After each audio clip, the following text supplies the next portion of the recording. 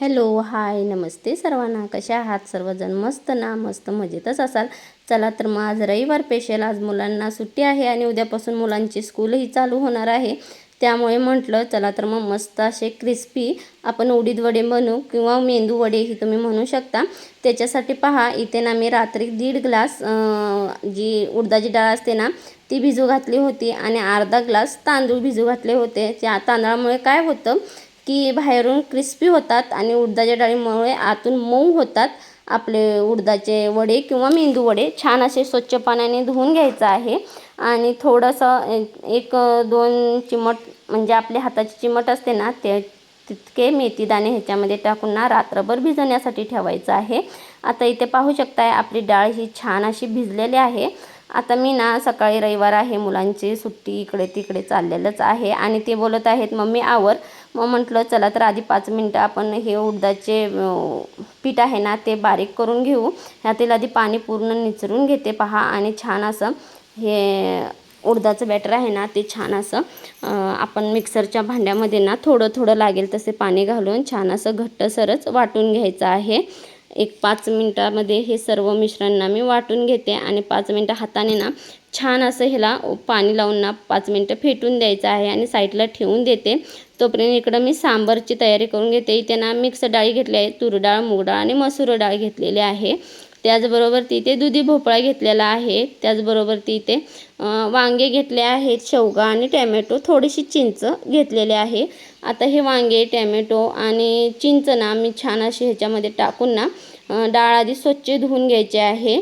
आता मी चिंच साईडला काढून ठेवते कारण की ह्याच्यामध्ये मी वाळवून 3 चिंच घेतलेली आहे. त्यामुळे आता हे स्वच्छ पाण्याने धुवून ना ह्याच्यामध्ये चिंच टाकते. थोडंसं पाणी लागेल तर म्हणजे थोडंसं टाकायचं आहे पाणी.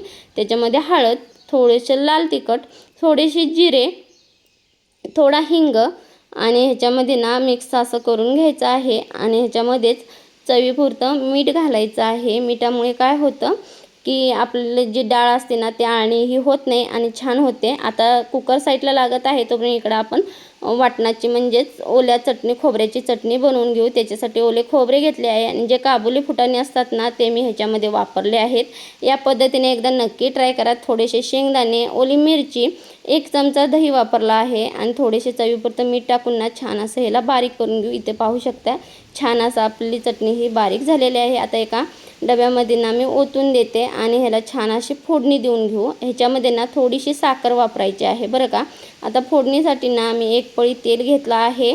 त्याच्यामध्ये ना तेल छान गरम झालं ना की त्याच्यामध्ये थोडंसं जिरे असतात ना ते जिरे टाकून द्यायचे. जिरे छान फुलले की त्याच्यामध्ये कढीपत्ता टाकायचा आहे. कढीपत्ता छान हे झालं की त्याच्यामध्ये थोडे मेथी दाणे, थोडीशी उडदाची डाळ टाकून ना छान असं मिक्स करायचं आहे.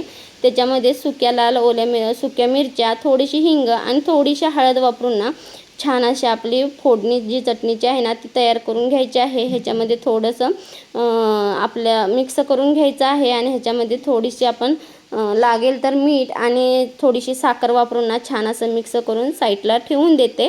आता आपली चटणी पण झालेली आहे तोपर्यंत इकडे आपल्या सांबारची जी डाळ असते ना ती ही छान शिजली गेलेली आहे. आता मॅशरच्या सहाय्याने ना मी छान असं मॅश करून घेते आणि ज्या शेवग्याच्या शेंगा आहेत त्या पण मी साईडला शिजत ठेवल्या होत्या, त्याही शिजल्या आहेत. आता मॅशरच्या सहाय्याने मी मॅश का करून घेतलं तर माझ्या मुलग्याला वांगे किंवा दुधी भोपळा असं आमटीमध्ये चालत नाही. मग असं सांबार जर मिक्स करून घेतलं ना तर तो व्यवस्थित खातो.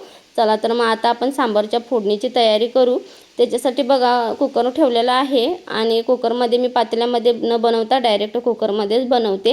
ह्याला काही मी शिट्टी तेन देणार नाही आहे बरं का. परंतु आहे मोठा कुकर, त्याचं टोपणही खराब झालं आहे त्यामुळे मी म्हटलं ह्याच्यातच मी सांबार किंवा मिसळ तेन बनवते.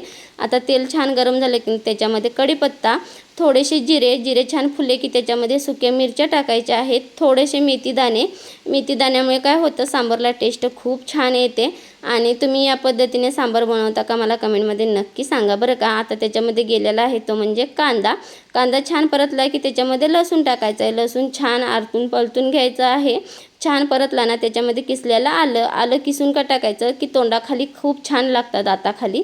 त्यामुळे आलं मी किसून वापरते. तुम्ही जर पेस्ट आलं लसणाची केला तरीही चालेल. आता ह्याच्यामध्ये तेलामध्ये ना थोडीशी लाल चटणी टाकायची आहे, म्हणजे आपले तिखट, आणि थोडीशी कसुरी मेथी हातावरती क्रश करून टाकायची आहे, जेणेकरून काय होतं सांबारला कट छान येतो. आणि जी शिजलेली डाळ आहे ना ती ह्याच्यामध्ये टाकून थोडंसं गरम पाणी घालून ना छान असं मिक्स करून घ्यायचे आहे. इथं पाहू शकता आपलं सांबारही तयार झालेलं आहे.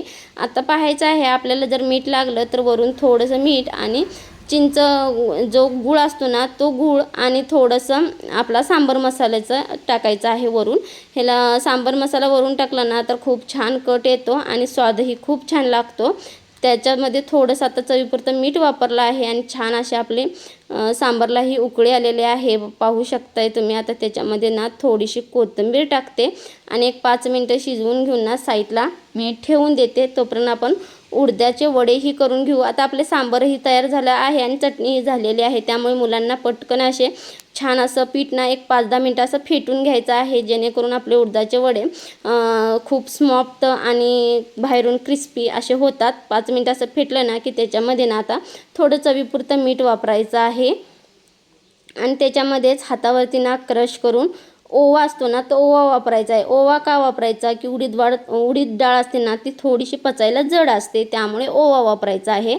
आणि ह्या विस्परच्या साहाय्याने ना मी मिक्स करून घेते, परंतु ह्या विस्परच्या साहाय्याने मला व्यवस्थित असं मिक्स झालं असं वाटलं नाही, त्यामुळे मी ते विस्पर असतो ना तो बाजूला ठेवून दिला आणि हाताने परत होतं तसं फेटून घेतलेलं आहे.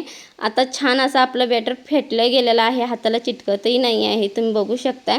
चला तर मग आता बॅटर तयार झालं कसं ओळखायचं. एका वाटीमध्ये पाणी घ्यायचं, त्याच्यामध्ये जे उडदाचा गोळा असतो ना तो लहानसा टाकून द्यायचा. जर उडदाचा गोळा वरती आला तर आपलं बॅटर खूप छान झालं आहे, आणि तर खाली बसलं तर थोडा एक 5 मिनटं का असे ना ह्याला व्यवस्थित फिरवून घ्यायचं आहे. पहा आता साईडला मी तेलही गरम करत ठेवलेलं आहे. आता एका ग्लासवरती ना थोडासा पाण्याचा हात शिंपडा द्यायचा ग्लासला गोल भोवत्याने, आणि त्याच्यावरती ना एका चमच्याच्या ह्याने किंवा तुम्ही हाताने जरी सोडला गोल गोल वडे तरी चालतील, परंतु मी ना थोडेसे असे वडे बनवून घेणार आहे आणि बाकीचे काही मी गोलच बनवले आहेत सोडा. परंतु हे ना थोडेसे असे ग्लासच्या साहाय्याने, कारण की मी ग्लासचा वापर केला तरी पण माझ्या हाताला ना जो हात माझा भाजलेला असतो ना त्याला वाफ सहन होत नाही, त्यामुळे मग मी नंतरचे वडे असतात ना ते सर्व गोलच करून घेतले आणि इतकेच वडे ह्या ग्लासाने केले तरी पण ती वाफ जास्त माझ्या हातावरती यायला लागली, त्यामुळे मी मग गोल वडे केले आहेत. आणि या पद्धतीने ना तुम्ही पण वडे करता का मला कमेंटमध्ये नक्की सांगा, आणि कसे वाटले तुम्हाला उडीद वडे मला कमेंटमध्ये नक्की सांगा. आणि जाता आता अजून चॅनलला लाईक शेअर सबस्क्राईब केला नसाल तर नक्कीच चॅनलला सबस्क्राईब करा, आणि तुम्हाला रेसिपी कशी वाटली तेही कमेंटमध्ये सांगा, आणि तुम्ही रेसिपी कुठून पाहता हेही कमेंटमध्ये नक्की सांगा. चला तर मग सर्वांना बाय.